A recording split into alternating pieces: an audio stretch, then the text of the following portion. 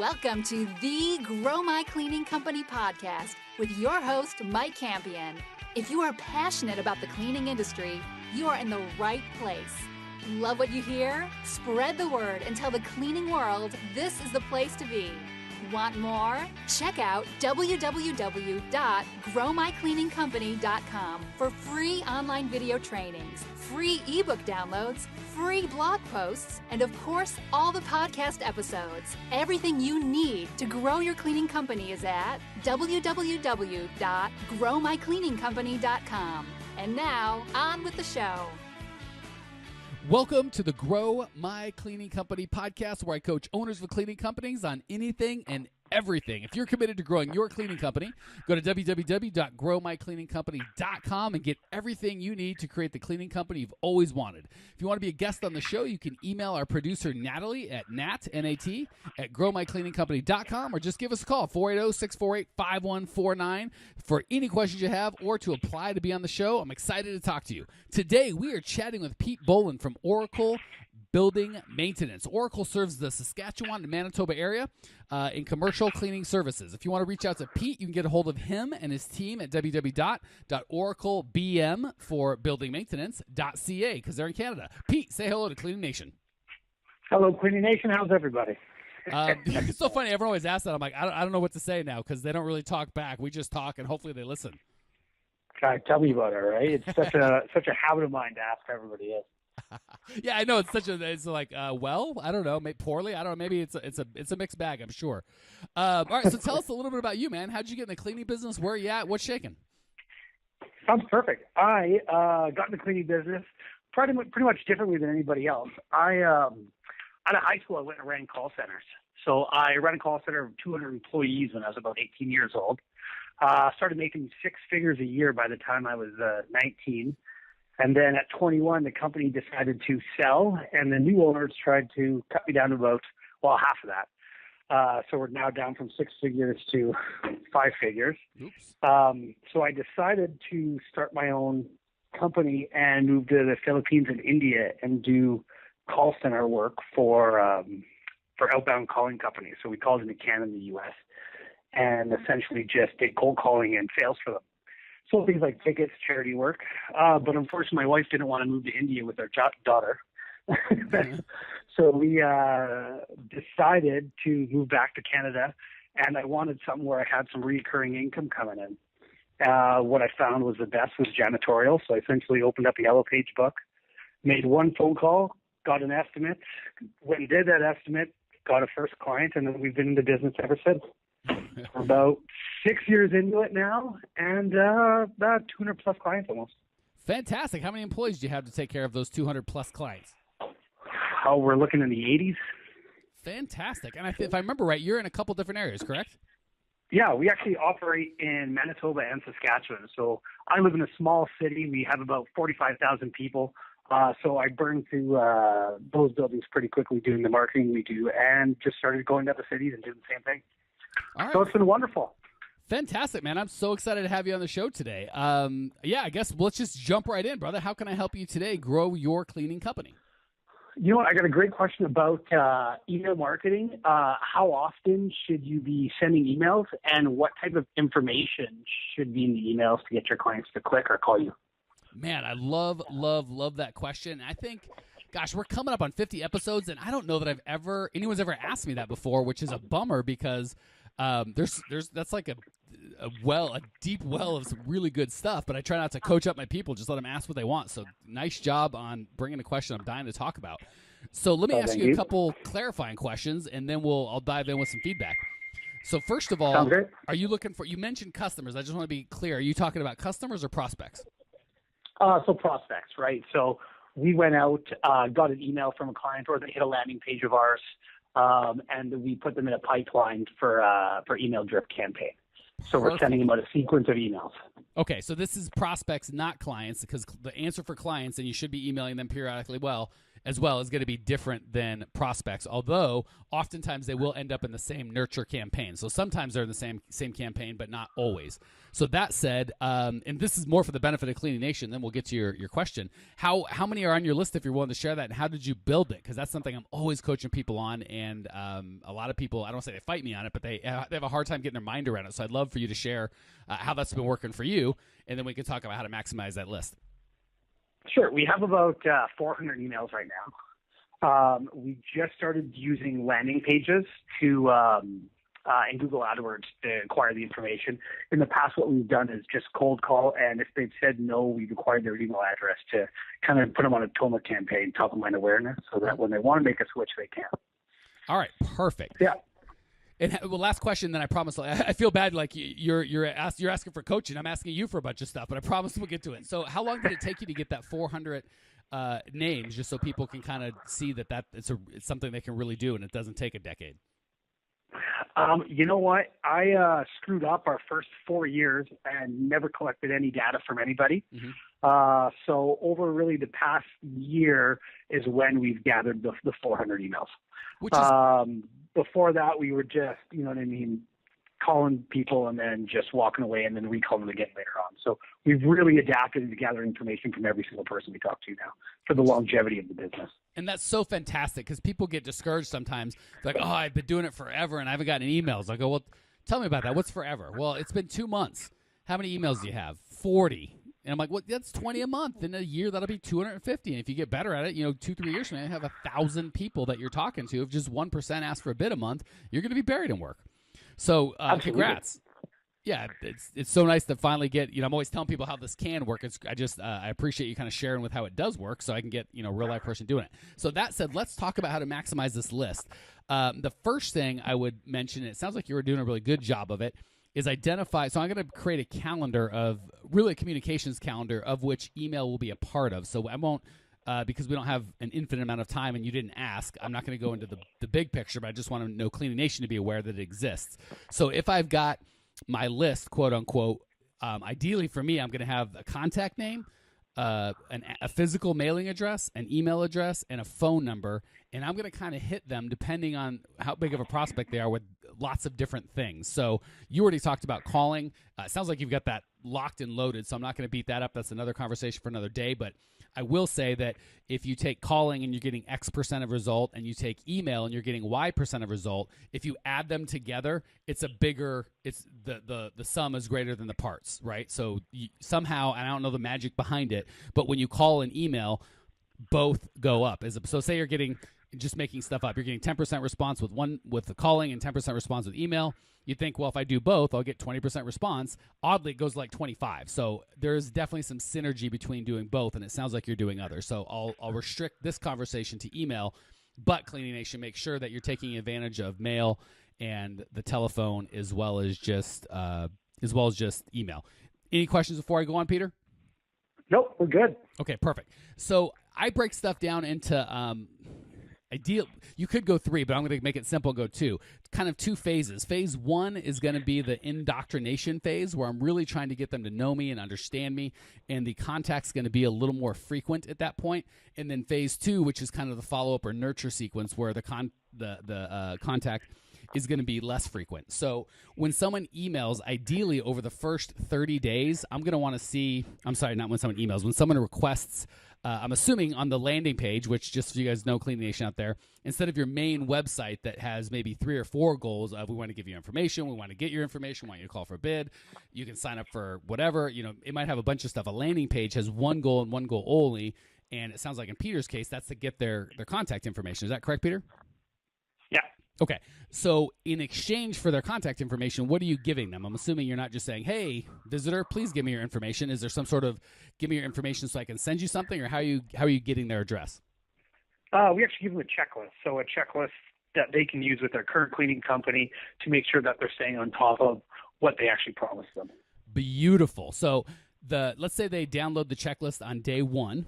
Obviously, they're going to get and all this should be automated. I'm sure you know this, Peter. This is more for Cleaning Nation. You can use Aweber, MailChimp. Yeah, we use Infusionsoft. Yeah, Infusionsoft, perfect. That's kind of the Rolls Royce of autoresponders. So if you've got the budget, Infusionsoft's awesome. Okay, so preface, this is all automated. Peter's not going in and writing these emails every time someone downloads his checklist. So obviously the immediate one is going to be a response with your checklist as promised. Then within the first 7 days, I'm going to honestly want to see 3 or 4 different emails, and you're going to want to preface that in the checklist. So when you send them the checklist, it's, hey, here's the checklist, and we really appreciate you being part of our community. Over the next 7 days, over the next week, I'm going to send you 4 different emails or 3 different emails, each with this little piece of value, and then you're going to tease what that piece of value is. And then over the first week, I really like that 3 to 4 emails, probably 4, the first being just fulfilling what you've promised them, and then the second 3, each being a pain point. So for me, using cleaning companies, or let's use your cleaning company, it might be budget would be one. Another one might be they're afraid that they're going to get stolen from, or they're going to whatever. But you're just basically picking out pieces of your checklist that you're going to dive deep into. Easiest one is just to send those emails. Best case scenario, if you really want to show off, and Peter, from the time that we've spent, I know you're kind of diving deep and doing some really rock star stuff. I'm going to record a video and have a link to that video in there. So instead of just a long text where they're going to get bored after about 3 sentences, is you talking to them about whatever it is you're talking to. So far, so good. Or you have any questions or comments or thoughts? No, totally get it.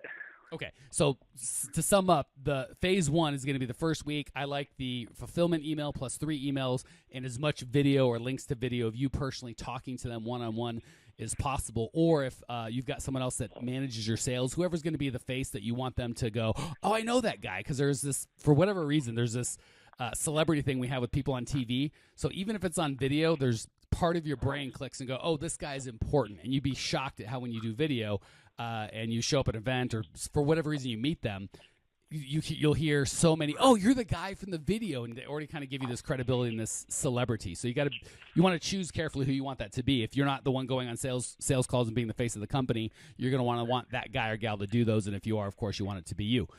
So that's phase 1. Phase 2 is going to be kind of the follow-up after that, and you might want to go maybe once a week for the next 3 weeks.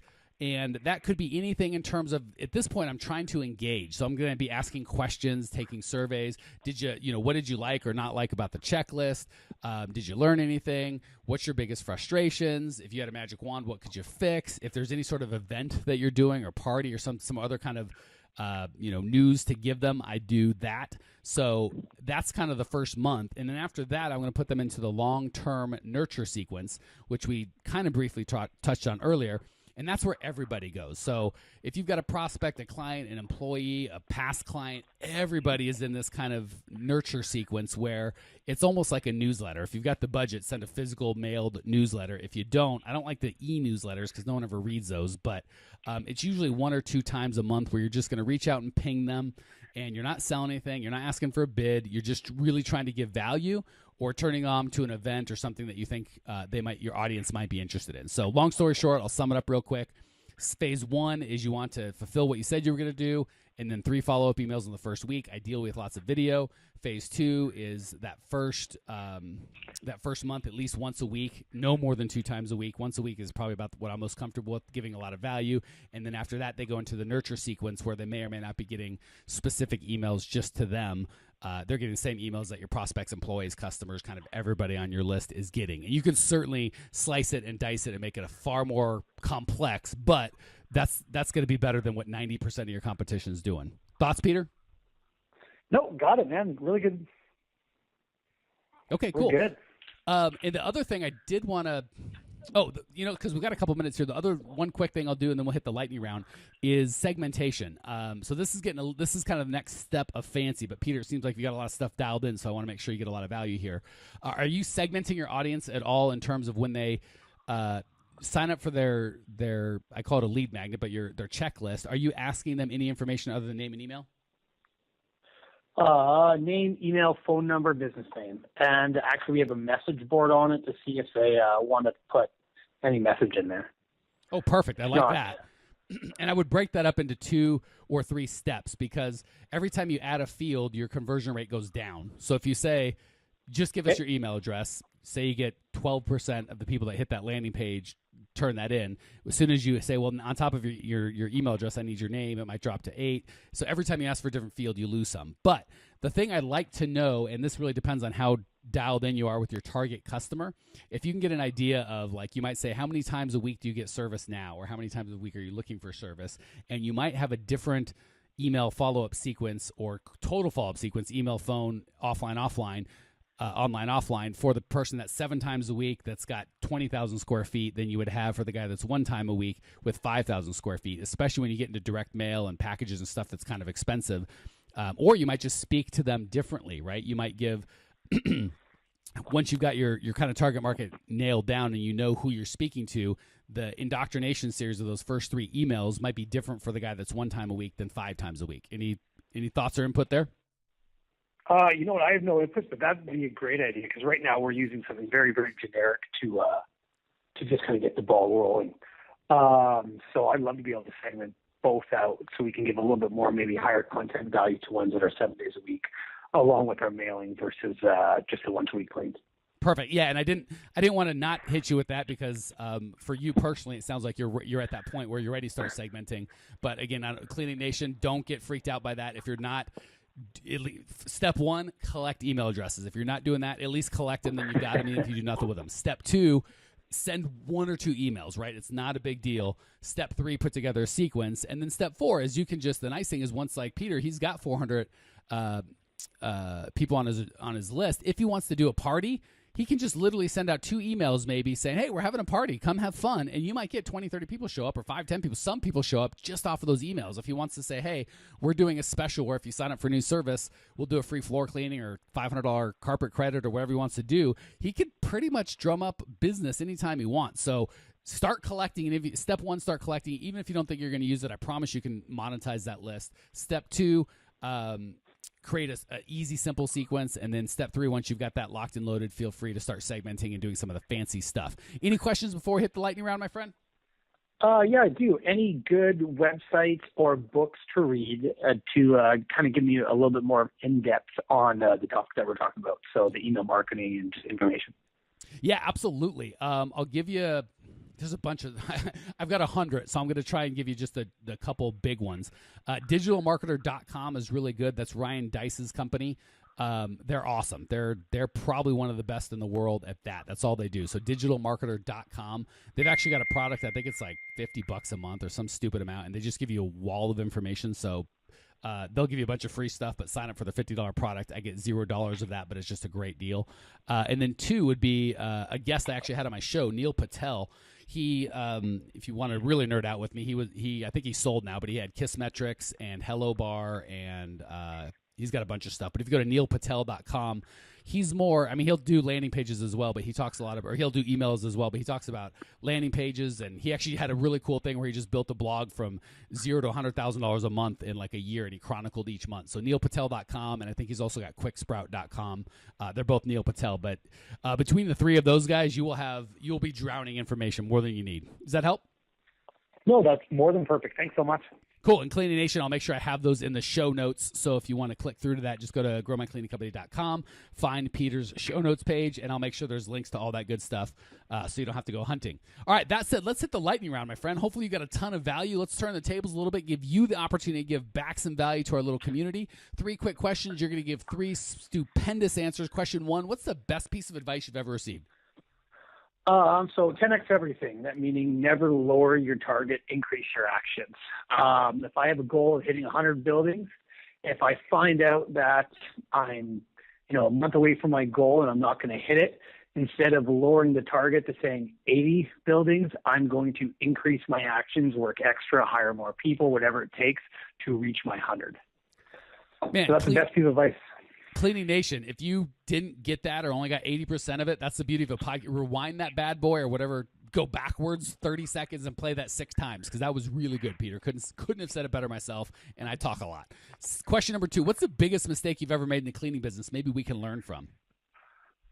I hired subcontractors to do cleaning for me and didn't vet them appropriately. Didn't vet them. Okay, so it wasn't the hiring of the subcontractors. It was not making sure you knew who you're getting well. Absolutely. Okay, cool. And thank you. That really contributes to the community. Last question. What's one idea Cleaning Nation can put into practice that will make their business or their lives better? Invest in your business. I know when I was just starting off. I didn't put enough money back into it to grow it quicker. And sales is the lifeblood of your business. So if you're not consistently pushing to grow every month, then eventually you're going to just start falling behind. Man, I got to congratulate you. I talk to a lot of cleaners day in, day out, and you have got you're doing a lot more of what you should be doing in terms of client attraction than most I talk to. So it's kind of a joy for me to get to talk to someone that's a little more advanced and kind of dive in a little deeper. So thank you for that. Peter, thank you so much for joining us. Thank you for sharing your passion, your desire to grow, all the experience you've had with your company. I appreciate you. I know Cleaning Nation appreciates you. Like I said, if you want to check out Peter's show notes page and discover everything you need to grow your cleaning company, you can do that at www.growmycleaningcompany.com. Leave your questions, your comments, your rude remarks. I respond to every single one of them. I'll see you there. Congratulations! You are now 16% smarter. Still can't get enough cleaning goodness? Go to www.growmycleaningcompany.com for more of the good stuff. Ever want to be rich and famous? Owners of cleaning companies as well as industry experts can apply to be featured on the show by emailing our producer Natalie at support@growmycleaningcompany.com. Until then, don't miss out on all the latest cleaning industry lovin' at www.growmycleaningcompany.com. Check it out now.